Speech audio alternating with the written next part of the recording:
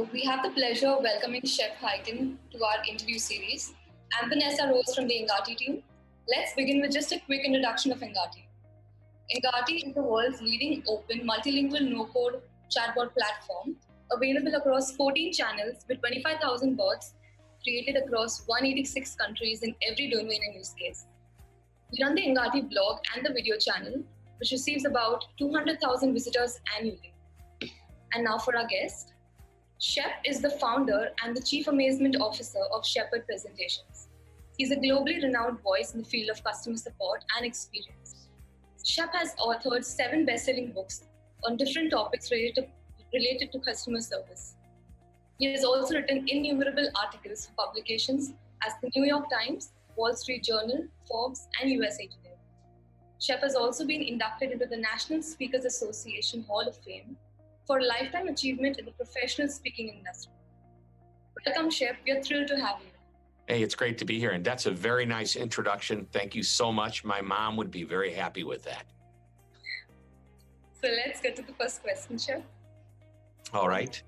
What attracted and fascinated you about the world of customer service? You know, I've always been attracted to taking care of customers. Ever since I was a young boy, at the age of 12 years old, I had my first business. It was a birthday party magic show business where I performed my magic at parties, and kids would laugh and clap and they'd give me a paycheck as I walked out the door. And my mom said, write a thank you note. Those people really paid you a lot of money. So that was the first introduction to showing appreciation. My dad said, call them next week, thank them again, and find out if you did a good job. That was my introduction to getting feedback. And then my dad said, ask them specific questions. And when they tell you what tricks they liked or don't like, change up the show till you get a show that everything's great. And I thought, wow. And little did I know that's process improvement. So as I was growing up, I was learning to run my business with the idea of taking care of customers, showing appreciation, getting feedback, creating a better experience as a result of that feedback. And that's really how it all started. It's really interesting. So how do you think the customer service landscape has changed from the offline era to AI-based online? That is a great question. How has it changed? So my short answer is it hasn't changed at all. And here's why. Customers have a problem or a question. They want it answered or resolved, and they want to be happy when it's over. That's been the same since the very beginning. It's the same today. It'll probably be the same tomorrow. Now, what has changed is the way we go about delivering that information, resolving that problem. As you know, chatbots are big today, interactive voice response systems, the ability to communicate on channels other than the telephone or in person. I mean, it was, started out as email, and then we have messaging and Facebook and Twitter and social channels and review sites. And there's all different ways that customers can communicate, all the different channels. And there's many different ways that companies respond. So what's changed is not what the customer's expectations are at the end or at the beginning. What's changed is what's happening in the middle. And I think it's only going to get better. AI is still in its infancy, yet it's profoundly changing the way businesses operate. So what role do you think AI will play in creating a positive experience for customers? Sure. So I would say AI is out of its infancy, although 10 years from now, when we look back at where we are today, they'll say, yeah, it was still a baby. But I think we're out of the infant stage. And the reason is because it's getting so good in some cases for certain applications to the customer to interact with a bot or to interact with some type of AI. It's almost as if you're getting the information quicker than you could if you were talking to a human. You're getting it in a way that you interpret it as if you are actually talking to a human. You're giving control to the customer in certain situations where they can use AI to get what they want quicker and faster. It's a self-service solution. And on the other side, the company is using AI to support the agent, giving the agent great information so that they can pass that on to the customer, because oftentimes the agent knows how to interact better with the computer and the artificial intelligence than the customer might, which I think is a very powerful place to use AI. The other place AI is helping us is taking data and making sense of it all. It's able to create quicker, faster, better calculations. Maybe not better, but definitely faster than we've ever had as a result. When AI can help us interpret data and make predictions as a result of that data, I think we've come a long way. I can't wait to see what happens even just next year. But in 10 years, oh my gosh, where we're going to be. We'll look back today and we'll say, yeah, this was the beginning. But the beginning really started about 4 or 5, 6 years ago.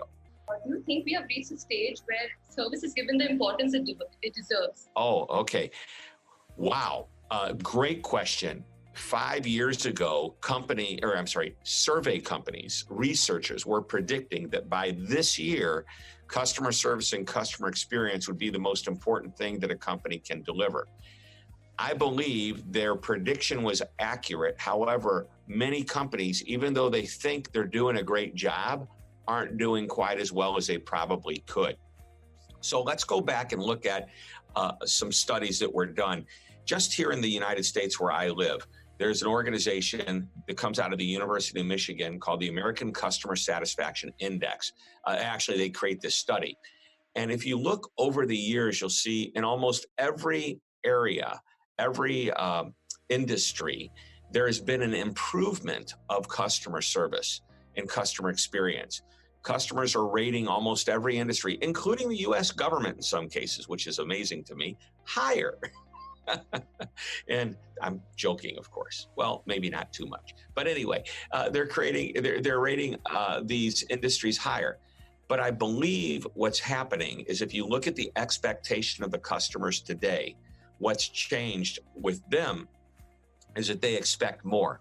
I'm not sure in many cases that the companies that even if they're rated higher are being rated high enough. They're not meeting and exceeding the customer's expectations.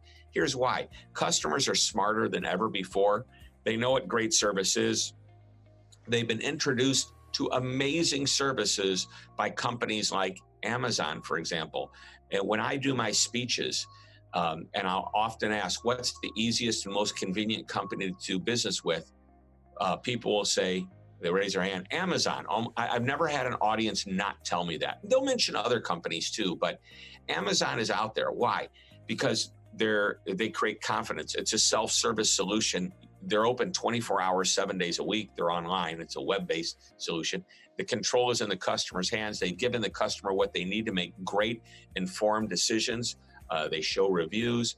As soon as you place your order, you immediately get confirmation. You're often given a tracking number so you can track and watch your order being delivered. I know that in some cases, once an order is delivered, a picture is taken proving that the order has been delivered. It's sitting outside your doorstep, or perhaps there's a signature by somebody who signed for it. All of these go toward creating confidence in the customer. They deliver, which is very convenient. They have a subscription model for many of their items. Again, that's also convenient. So what's happened, and I know I'm going off and giving a lot of insight into Amazon, but that has created an expectation in many other consumers' minds, not just consumers, but even in B2B companies. Their customers now are comparing the service that they receive from any company with that of the best companies like Amazon that they interact with on a personal level. So expectations are high. Companies need to recognize that expectation, and they need to work toward meeting them. Here's what I suggest companies do. So I'm not just giving you an answer of this is what I see, but this is how I think you can actually do something with this. Take a look at the favorite companies that you do business with. Are they doing something that your company doesn't do? If they are, and basically, what is it that I love about this company? Write them down. If we're not doing it in our company, could we be doing it? Would the customer even be interested if we were doing it? And start to incorporate some of that into the process that you have with your customer. The next thing I would do is once you've identified the areas that you could excel in, take a look at all the touch points you have. Journey map with your customer's journey. In other words, plot out every single interaction point that customer might have with your company, from a phone call to an interaction on the website. If they're on the website and going through, ordering something, clicking on a checkout, every step along the way, every step, even the tiniest little interactions. plot those out and find where can I create a more convenient and easier experience. If it's an interaction people to people, take a look at your response times. If somebody is calling in, how long do they have to stay on hold? If somebody's emailing in, what's the time before they get a response? That type of thing. So what you're looking to do is look at every interaction point and find opportunity to create a better service experience. So you mean service can be a differentiator between companies? Oh, definitely. Service becomes differentiated between companies. I believe that if you create a better, so all things being equal, you've got a great product and you've got good customer service. Your experience, the overall experience is going to be better. So let's really quickly talk about the difference between service and experience, because they are definitely exclusive, pieces. Service is part of the experience. Experience is everything the customer experiences with your company. So service might be when I interact with the company to answer a question, to have a problem resolved. If even in the sales process, how am I being treated? That's service. Most of the time, it's people doing business with people, or people interacting with a company through artificial intelligence, chatbot, whatever. Experience is everything. I receive a package in the mail and I look at it. Oh, I know who it's from. I open it up. It's packaged well. I open the box and everything's wrapped ever so nicely. That's part of the experience. That's not part of service, but all of it goes together. And companies need to recognize both sides of this is of these two different groups are very important to pay attention to. And by the way, all things being equal, back to your original question, boy, I went off on a tangent there. All things being equal, product's great, even the service is great, experience will trump it all, and the customer will go to whoever is easiest to do business with. Exactly. So chatbots are redefining experiences. Do you think they are being accepted well by customers? Chatbots are being accepted well by customers for the basic interactions that customers might have. If I want to check to see if a shipment has gone out, where it is in the process, a chatbot can work with me, can get me that information. If I have a more important question, and the chatbot may at that point shift me to dealing with a live agent. By the way, one of the things I love about chatbots is a good system will allow the chatbot will recognize I'm not answering this customer's question. I can tell by the words they're using, the follow-up. At that point, it should seamlessly connect to a human being. And the human takes over, looks at the context and the sentiment of the question, and can hopefully answer the question for that chatbot. Once it reaches a level where it's time to flip to a human who might be able to answer it better. That makes sense. So do you have any other thing you'd like to leave our users with? Any other thing I'd like to leave any other ideas? Oh, there's so many ideas. Where can we start? I think that there's a couple thoughts. Number one is customer service is not a department. It's a philosophy. And this is to be embraced by everybody in an organization, from the CEO to the most recently hired person.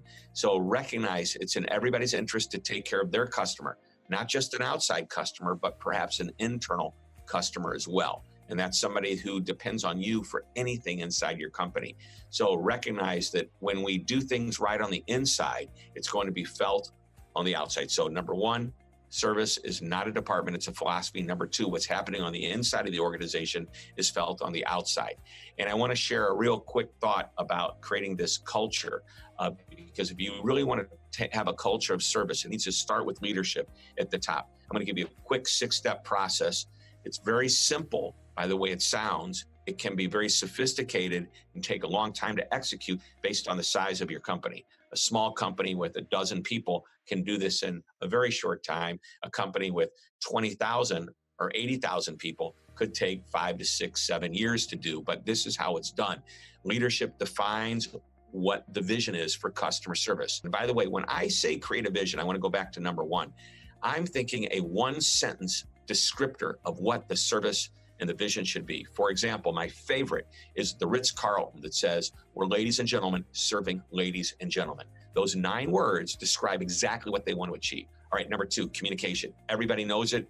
And if it's short and it's one sentence, they should have it memorized. Number 3, you train every employee, and that means everyone, frontline, behind the scenes, accounting department, warehouse people.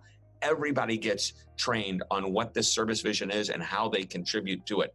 Number 4, leaders, managers, supervisors, they take the role as a role model. They demonstrate it. How they treat each other is the way you want your customers treated. Number 5, if an employee, a team member is out of alignment, not following that vision and not part of it all, it's the manager's or leader's responsibility to get them back into alignment. By the way, this can be more than just one person. It can be an entire department that's not participating at the level. It can be a region for an international company or a national company where it's a large group. You've got to get it back into alignment. And number 6, when it's working, celebrate it, let everyone know. So that's a lot to digest, but that's the 6-step simple process. Simple does not mean easy. Thank you. This was really helpful. Oh, my pleasure. My pleasure. It's great to be here, and let's all embrace the whole philosophy of taking care of each other through great customer service, and I hope everybody stays strong and healthy. You too, Shep. Thank you. Thank you so much.